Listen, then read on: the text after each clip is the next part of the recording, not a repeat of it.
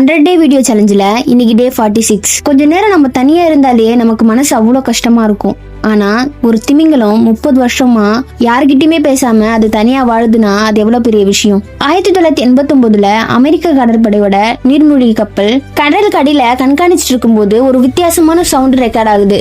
William Watkins அப்படின்ற ஒரு scientist தான் இதை ஃபர்ஸ்ட் நோட் பண்றாரு. யாருக்குமே இது என்ன சவுண்டுன்னு தெரியல. எந்த கடல் உயிரினங்களோடும் இந்த சவுண்ட் கனெக்டே ஆகல. அதுக்கப்புறம் இது எப்போ கேக்குது, எந்த மாசம் கேக்குதுன்னு அனலைஸ் பண்ணி இது ஒரு திமிங்கலமா இருக்கலான்னு முடிவு பண்றாங்க.